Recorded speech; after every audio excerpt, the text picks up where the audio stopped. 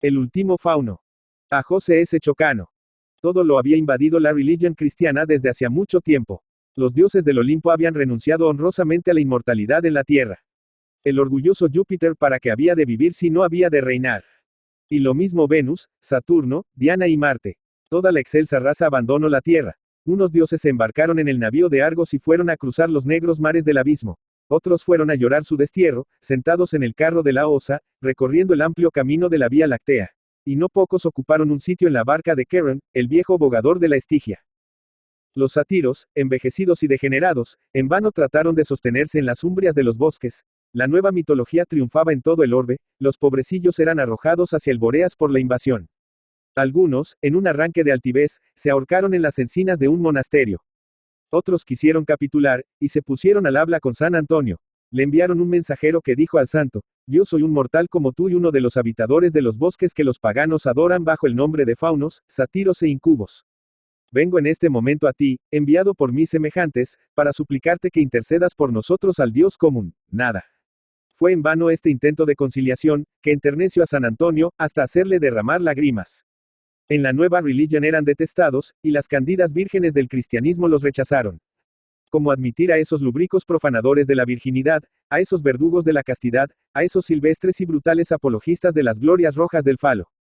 Los pobres faunos, empujados por la repugnancia del nuevo espiritualismo, fueron subiendo hasta el polo y allí murieron ahogados entre los tempanos, devorados por los osos blancos, y no pocos asesinados por los runoyas, que no podían ver, dada su sangre fría de anfibios, las picaras costumbres y desenfrenos de esos hijos del sur. Las ninfas de Diana encontraron refugio en las poéticas selvas de la Germania y cambiaron de nombre. No conocéis a Lorelei, no conocéis a las hadas. Pues son ellas. Las ondinas, sirenas y nereidas se ocultaron en sus palacios de nácar y perlas. De vez en cuando, alguna ondina se asoma a una ventana y mira hacia arriba, creyendo ver a través de las aguas glaucas la quilla del barco de Ulises. Y cómo se trueca en iracunda la curiosa mirada al ver la hélice rugiente de un steamer, y, asomando por las bordas, la cara placentera de una lady o la faz rojiza de un contramaestre fumando en pipa. De esa gran catástrofe, que convirtió el Olimpo en una montaña solitaria, quedó un faunillo que contaba 16 años, quien, por razones que no es del caso referir, no pudo seguir la vertiginosa carrera de los dioses y se vio obligado a quedarse en la tierra, en medio de los intrusos. A medida que el tiempo pasaba, crecía su odio hacia aquellos invasores que le dejaron huérfano, que sacrificaron su juventud anhelosa de amores, condenándole al aislamiento, a la vida oculta y a las fugas precipitadas. Las pastoras huían de él haciéndose cruces. Los guardadores de ganado le perseguían, como se persigue al lobo, agitando los callados y tirándole piedras. El faunillo recordaba aquellas alegres cacerías de ninfas y de pastoras, aquellas gloriosas fiestas de Baco, aquellas saturnales, en las que en loca ronda, danzaban en torno de la estatua de Sileno. ¡Qué hermosos tiempos aquellos! Nocherniego y solitario, cruzaba las campiñas, atravesaba desiertos, ascendía montañas y vadeaba ríos buscando a sus hermanos, que habían desaparecido para siempre. Y los siglos corrían. En su peregrinación veía a veces cruzar por las ventanas de algún castillo feudal a las hermosas castellanas, y una fulguración de cólera y deseo brotaba de sus ojos. Otras noches se había detenido por un rato para contemplar desde una colina las siluetas vaporosas de las monjas de algún convento gótico, proyectadas por la luz sacra del coro. Más de una vez, alguna pastora desvelada había visto asomarse por la ventana de su cabaña una cara hermosamente diabólica en la que brillaban unos ojos encandilados. El lobo, había exclamado, ocultándose entre las sabanas. No, no era el lobo, era el pobre fauno errante, el expulsado de la nueva civilización, que acechaba el sueño de las mujeres jóvenes y bellas. Al día siguiente los gañanes, armados de picos y horquillas, salían a perseguir al imaginario lobo. En muchas ocasiones estuvo el faunillo a punto de perecer entre los dientes de una jauría o de caer atravesado por el venablo de algún caballerete entregado a los placeres cineguéticos, que le había tomado por un venado o jabalí. Solo la rapidez de su carrera pudo salvarle. Así, en esta vida aventurera y nocturna, comiendo dátiles en los desiertos y bellotas en los bosques, bebiendo la leche de las cabras montaraces y el agua de los arroyos, cruzando sierras, bosques y llanuras, costeando las ciudades, pasando a nuevos continentes, huyendo de los hombres y persiguiendo a las mozas incautas que tenían la imprudencia de salir de noche, él fue el padre de esa generación de incubos que alarmaba a los teólogos de la Edad Media, vio transcurrir cerca de 30 siglos. Por fin, una tarde llegó a la orilla del mar y vio frente a la costa un islote.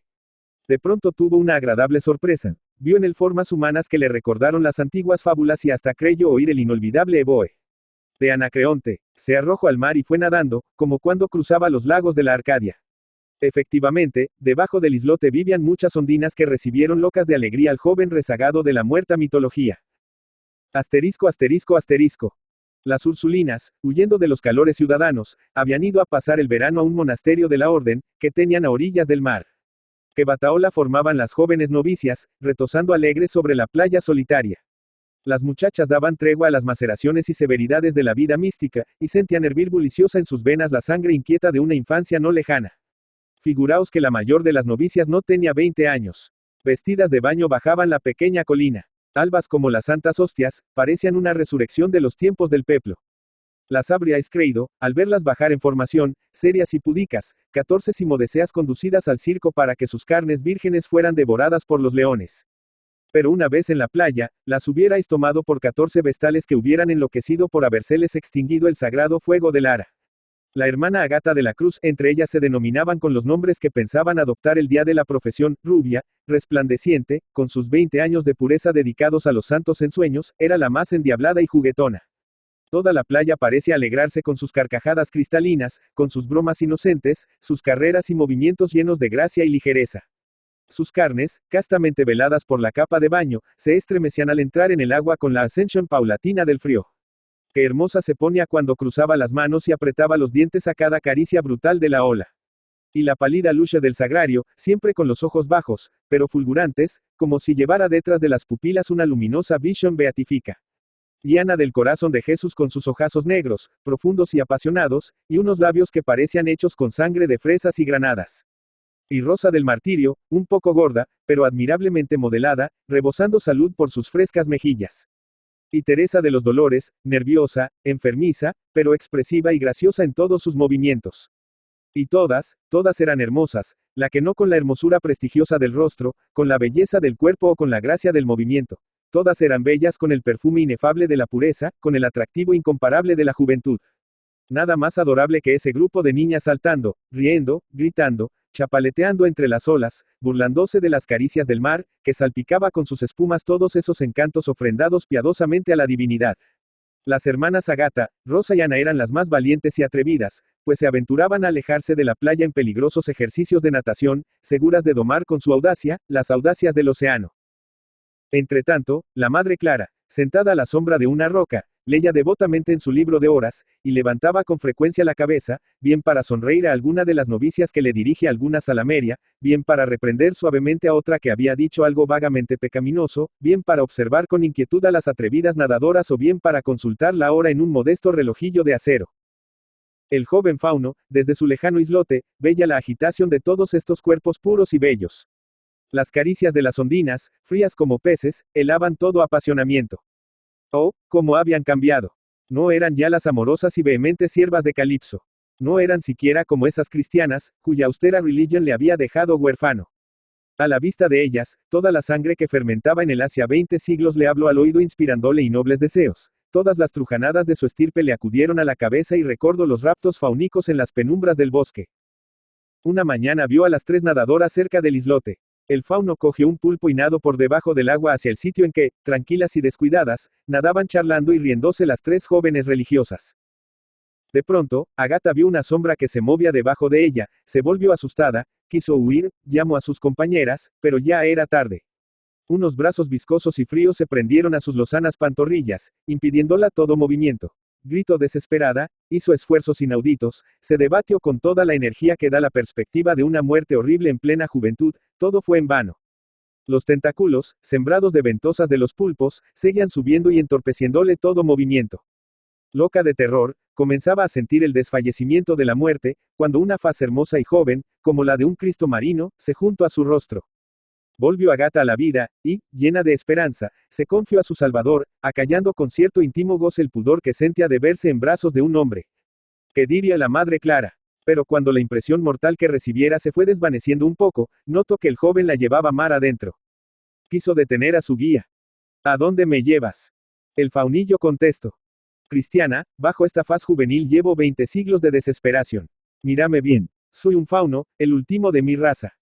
Durante 20 siglos he buscado vanamente una mujer amable. No ha llegado. Hasta hoy. Te he espiado, Cristiana, te he espiado, y al verte tan hermosa se ha incendiado mi corazón en amor. Te amo, Cristiana, te amo, Eres más bella que las hijas de la Grecia difunta. Eres mía, y bendigo los 20 siglos de sufrimiento que he pasado. Te he sorprendido en el mar, como sorprende a mis hermanos a las pastoras en la selva. Te llevaré a una isla solitaria. Arrullaré tu sueño con las canciones del viejo Anacreonte. Ámame, cristiana, ámame. Que pensó la espiritual hermana Agata de la Cruz. Se encontraba en medio del mar. Ala, muy lejos, estaba la Madre Clara, rodeada de las novicias, a quienes habían llevado sus dos compañeras la noticia de su muerte, devorada por un monstruo marino. Las bella pequeñitas, las cabezas no más grandes que cabezas de alfileres. Bella sobre la colina el monasterio, la casa de Jesús, el bien amado. Aquí, junto a ella, estaba el fauno, apasionado, hermoso, tembloroso de amor con lágrimas en los ojos, ofreciéndole un cariño que había fermentado 20 siglos. Los faunos no pertenecían a la raza de los judíos. Se habría dejado morir 1000 veces antes que consentir que la tocaran un cabello las manos de un judío, manos asesinas, manos enrojecidas con la sangre divina del Salvador. ¿Qué más pensó la espiritual hermana Agata de la Cruz? Después de un rato de silencio y de reflexión, la novicia comprimió ligeramente el hombro del fauno, y con voz tímida, que traduce a sus escrúpulos, le dijo: Júrame, fauno, que creerás en la divinidad de nuestro Señor Jesucristo. Te lo juro, cristiana. Y el fauno, con su valiosa carga, loco de alegría, siguió nadando hacia una isla que vagamente se bosquejaba en el horizonte. Media hora después habían perdido de vista la tierra, pero llegó a los oídos de Agata el sonido lúgubre de la campana del monasterio que doblaba por ella. Entonces oro, y 2 lágrimas ardientes cayeron sobre la espalda blanca y tersa del faunillo. Y siguieron nadando. Asterisco asterisco asterisco. El Gulf of Christiania, de la PSNC, de 7.000 toneladas de desplazamiento, Capitán Pfeiffer, noruego, 2 máquinas, 18 millas de andar, 104 metros de eslora y 19 de manga, llevaba un cargamento de carbón para California, e iba a todo vapor conduciendo a su bordo 183 pasajeros. Entre ellos se contaba Sarah Bernhardt, la egregia artista, una compañía de saltimbanquis, 6 sacerdotes, y una pareja de recién casados. He aquí lo que pasó.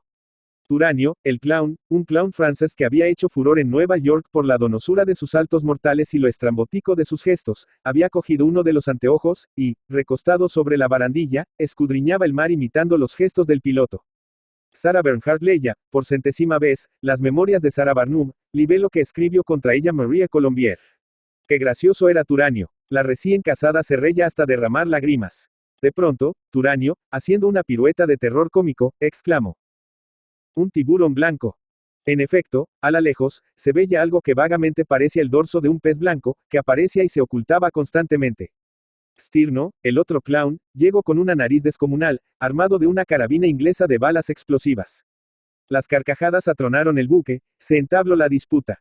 Turanio afirmaba haber visto un tiburón blanco, y Stirno juraba como un condenado que aquello era un lobo viejo, que estaba blanco de canas. El modo de convencerse era darle caza, Sarah Bernhardt lo propuso, Stirno se echó la carabina a la cara y estuvo acechando el momento en que apareciera el monstruo. Todos los pasajeros rodearon al tirador. A Sarah le brillaban los ojos de entusiasmo. La recién casada se tapó los oídos y parpadeaba nerviosamente, esperando la detonación. Pasaron 5, 10, 15 segundos. ¡Pum! Hubo un hurra formidable y la ilustre actriz aplaudió frenéticamente al ver agitarse la mancha blanca. Pero después llegó el vapor al sitio y todos los pasajeros se inclinaron sobre las bordas para ver al lobo o tiburón. Cuando llegaron, encontraron 2 cuerpos humanos atravesados por la bala explosiva del gracioso Stirno. Pero qué ojazos de asombro y espanto abrieron la afamada Sarah y los pasajeros. De todos los labios salió este grito. ¡Oh! Así fue como murieron la hermana Agata de la Cruz y el último fauno. Clemente Palma. Clemente Palma Ramírez, Lima, 3 de diciembre de 1872 Lima, 13 de septiembre de 1946, fue un escritor peruano modernista y crítico literario. Fue director de la revista Variedades por 23 años, 1908-1931. Fue hijo del intelectual Ricardo Palma y medio hermano de la escritora Angélica Palma. Como periodista, comenzó trabajando en El Comercio en 1892 y después dirigió varias revistas, como El Iris, 1894, Prisma, 1906, 1908, y Variedades, 1908, 1931, y el diario La Crónica, 1929. A los 20 años, mientras edita la revista Iris, aprovecha para publicar sus cuentos, mientras paralelamente saca poemas y ensayos en Perú artístico. Su primer libro sale a la luz en 1895, Excursión literaria, recopilación de artículos escritos para El Comercio. 2 cuentos publicados en 1901 le abren las puertas de la fama. La última rubia 17 de marzo, y Los ojos de Lina, 5 de mayo, que formarían parte de su antología Cuentos Malévolos, aparecida en Barcelona en 1904. Con Granja Blanca debuta ese mismo año en la ciencia ficción y en 1905 lo hace en la literatura vampírica con Vampiras. La producción de Clemente Palma, uno de los primeros en cultivar el modernismo en el Perú, estuvo centrada en la narrativa. Aunque fue ante todo un creador de cuentos, también incursionó en la novela. En 1913 publicó el primer capítulo de la inconclusa La nieta del oidor y posteriormente, la de ciencia ficción XYZ. Figura clave en el desarrollo del cuento en su patria, introdujo temas nuevos en la literatura. Clemente Palma rompió con la tradición literaria peruana, apegada hasta entonces al costumbrismo, del que su padre había sido un exponente excelente. Sus historias tratan mayormente de temas fantásticos, psicológicos, de terror y de ciencia ficción. Sentía atracción por lo morboso y muchos de sus personajes son anormales y perversos. Denota un fuerte influjo en sus obras de Edgar Allan Poe y, en menor medida, de los escritores rusos del siglo XIX y del decadentismo francés.